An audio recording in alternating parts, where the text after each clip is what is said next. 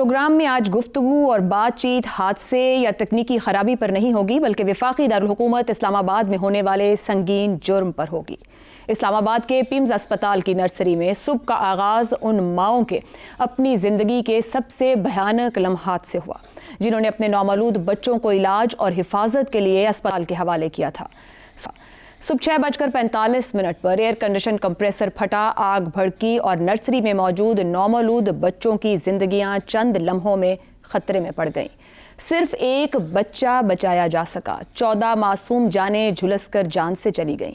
ये सिर्फ आग नहीं, बल्कि वालिदैन के ख्वाबों पर क़यामत थी। किसी बाप ने शायद अपने बच्चे का नाम सोच रखा था, किसी माँ ने उसके कपड़े संभाल कर रखे होंगे, किसी घर में इस नन्ही जान की आमद पर खुशियाँ मनाई गई होंगी। मगर फिर खबर आई कि नर्सरी में आग लग गई। जिन बच्चों को ज़िंदगी की पहली सांसें लेना थी, उनके वालिदैन को अपनी औलाद की शनाख्त के लिए DNA टेस्ट का मुतालबा करना पड़ रहा है। वालिदैन का इल्ज़ाम है कि आग के वक्त नर्सरी में अमला और डॉक्टर्स मौजूद नहीं थे, दरवाज़ा लॉक था। रेस्क्यू और पुलिस की आमद भी ताख़ीर का शिकार रही। तहकीकात के लिए 8 रुकनी कमेटी बना दी गई है। वज़ीर आज़म ने भी आला सतही इंक्वायरी और सख्त कार्रवाई का हुक्म दे दिया है। वफाकी सेक्रेटरी सेहत असलम गौरी को मुअत्तल करके ओहदे से बरतरफ कर दिया गया है, जबकि वफाकी वज़ीर सेहत ने ज़िम्मेदारों के खिलाफ कार्रवाई की यकीन दहानी करवाई है। मगर अब असल सवाल यह है कि क्या सिर्फ मुअत्तली, बरतरफी, इंक्वायरी कमेटियों से इन 15 घरों का मातम ख़त्म हो सकता है? इस वक्त पाकिस्तान में नए सूबों और छोटे इंतजामी यूनिट्स का मसाइल का हल करार दिया जा रहा है, मगर इस्लामाबाद की बुनियादी आबादी 25 लाख से भी कम है। आबादी के लिहाज से इस्लामाबाद मुल्क के 136 अजला में से 117वें नंबर पर है, यानी एक ऐसा निस्बतन छोटा शहर जो दारुल हुकूमत के वसाइल और वफाकी हुकूमत की बराहे रास्त निगरानी भी रखता है। अगर उसे भी पूरी वफाकी हुकूमत महफूज नहीं बना सकती, तो क्या हमें मसाइल के हल से पहले उनकी दुरुस्त तशखीस ही नहीं कर लेनी चाहिए? क्या मसला सूबों का साइज है या नाअहली का? अगर दारुल हुकूमत के बड़े सरकारी अस्पताल की नर्सरी में मासूम नौमौलूद भी महफूज नहीं, तो क्या नए सूबे और इंतजामी यूनिट्स मसाइल हल कर पाएंगे? इसी पर प्रोग्राम में गुफ्तगू रखेंगे। हमारे साथ मौजूद हैं ज़ैगम खान, रज़ा रूमी, आमिर अहमद खान, शहजाद चौधरी साहब, और आज हमने अब्सार आलम साहब को रिक्वेस्ट किया था कि हमें ज्वाइन करें, क्योंकि वो बहुत दिनों से इस्लामाबाद को लेकर ख़ास तौर पर और जो इंतज़ामी मामलात और गवर्नेंस है उसकी निशानदही कर रहे थे कि क्या सूरत हाल है और किस तरीके से इसके ऊपर नज़र भी नहीं डाली जा रही। और इतना बड़ा वाक़या वहीं वफाकी दारुल हुकूमत इस्लामाबाद में इस वक्त पूरी दुनिया की तवज्जो लिए हुए है। पैनल के लिए सवाल रखेंगे। पिम्स की नर्सरी में लगी आग, 14 नौमौलूद झुलस गए। इंतजामी नाअहली का जिम्मेदार कौन? क्या वजीर आजम जवाब देंगे?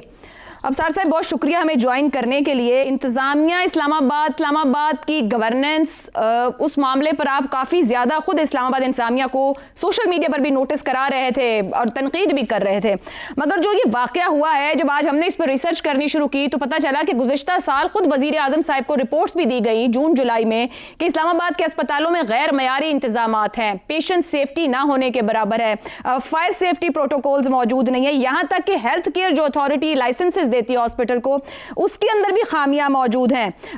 इस पूरी सूरत हाल के बाद आज 1 साल बाद जहां इस्लामाबाद दुनिया की नजर के सामने खड़ा है, सारी कामयाबियां एक तरफ रख दें, ये जो 15 बच्चे झुलसे हैं, ये जो जाने गई हैं, ये जो नुकसान हुआ है, क्या वजीर आजम कौम को आके बताएंगे कि जिम्मेदार कौन है इस सब का?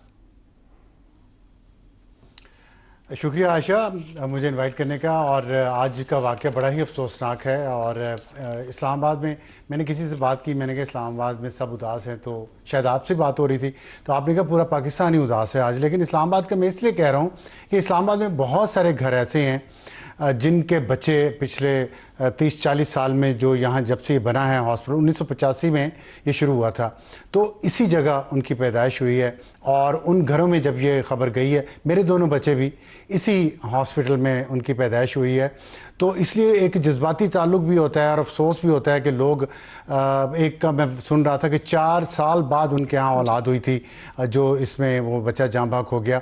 तो मैं नहीं समझता कि खाली ज़िम्मेदारों का तयन करके उनको सज़ा देने से मामला हल हो जाएगा। ये तो गोंगलों से मट्टी झाड़ने वाली बात है।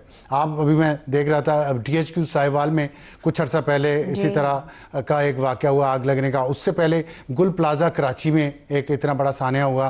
फिर मुझे याद है बल्दिया टाउन जो आग लगी थी, आपको याद होगा बल्दिया टाउन फैक्ट्री में, اس کے تو ذمہ داروں کا تعین ہوا, جیل میں بھی چلے گئے اور اس کے بعد آزاد ہو گئے. تو ہمارا جو یہ جو آوے کا آوا بگڑا ہوا ہے نا, جب تک ہم اس کو ٹھیک نہیں کریں گے, اور جب تک ہمارا عدلیہ کا نظام, ہماری انتظامیہ کا جو دماغ میں اور گردن میں سریا ہے, جس طرح کے ان کا رہن سہن ہے, جو ان کی تربیت ہوتی ہے, یہ سب چیزیں ٹھیک کرنے کی ضرورت ہے. ہمارے یہاں اسکولوں میں بچوں کو تربیت نہیں دی جاتی, اتنی آبادی تیزی سے بڑھ رہی ہے. خود آج وزیر صحت کہہ رہے تھے اسی واقعے کے حوالے سے کہ یہ ہاسپٹل 5 لاکھ کی آبادی کے لیے بنا تھا, اب 50 لاکھ آبادی ہے اسلام آباد کی.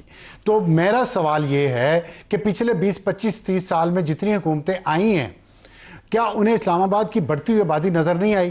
اسلام آباد میں صرف 2 ہاسپٹلز کیوں ہیں؟ اور ان پہ بوجھ پھر آزاد کشمیر کا بھی ہے, خیبر پختونخوا کا بھی ہے, ہزارہ کا ہے, پنجاب کا سارا جتنا شمالی علاقہ ہے, جیلم چکوال, یہ سب بوجھ بھی اسی پیمز پہ آتا ہے. اور پولی کلینک ہے, 2 ہاسپٹل ہیں 50 لاکھ آبادی کا. تو افسوس اس بات کا ہے کہ یہ نظر کیوں نہیں آتا ان سب لوگوں کو. اور پھر اس کے بعد جب کولیپس کر جاتا ہے سسٹم, اوپر اتنا بوجھ آپ ڈال دیں گے. باعث شرم بات ایک اور کیا ہے کہ ہم نیوکلیر پاور ہیں اور ہم معاہدہ کروا رہے ہیں دنیا کے درمیان, ثالث بنے ہوئے ہیں. یہ سب سے بڑا ہاسپٹل جو پاکستان کے جو نیوکلیر پاور کے دارالحکومت کا ہے, یہ 1985 میں جاپان نے بنا کے تحفے میں دیا تھا. اس کے بعد اس میں جتنی ایکسپینشنز ہوئی ہیں جائکا کے ذریعے جاپان نے کی ہیں. یہ بچوں کا یہ مدر کیئر MCH جو ہے, مدر کیئر ہاسپٹل, یہ بھی جاپان نے بنا کے دیا تھا. اور جب میں نے آپ کو بتایا کہ وہ بنا کے دے دیتے ہیں, اس کو مینٹین ہم نہیں رکھ پاتے.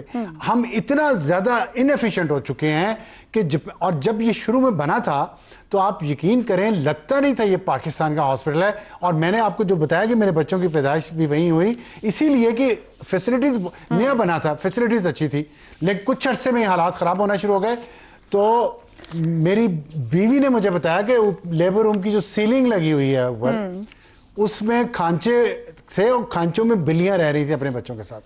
یہ پیمز کی مگر بجٹ تو دیے جا رہے ہیں. گزشتہ سال ہی 6 ارب 84 کروڑ کا بجٹ مختص کیا گیا, اس سال 7 ارب 63 کروڑ کا بجٹ مختص کیا گیا. مینٹیننس اینڈ ریپیئر کے لیے اسی سال 23 کروڑ روپے دیے گئے. اب اگر کسی کو جواب دہ نہیں کیا جائے گا ابصار صاحب, تو پھر پتہ کیسے چلے گا کہ کہاں پہ غلطی ہے, خامی ہے, صحیح کیسے کرنا ہے؟ اسپتال انتظامیہ کو کٹہرے میں کھڑا کرنے کی ضرورت ہے.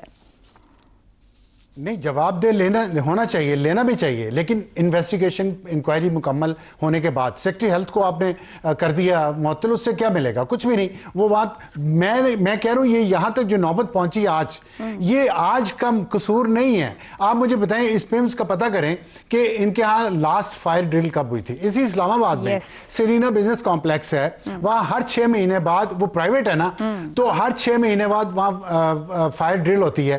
سیکیورٹی ایریا مقرر کیا جاتا ہے, لوگوں کو بتایا, پورے سینکڑوں لوگ ہیں دفتروں سے باہر نکل کے آتے ہیں اور جا کے کھڑے ہو جاتے ہیں, آدھا گھنٹہ لگاتے ہیں. یہ یہاں ڈرل ہوئی, انہوں نے سسٹم چیک کیے کبھی کہ یہ ابھی جاپان نے بنا کے دیا, یہ والا بھی, اور ابھی ایک نئی بلڈنگ بنی ہے وہ بھی جاپان نے بنا کے دی ہے. لیکن ہم مینٹین بھی نہیں رکھ سکتے.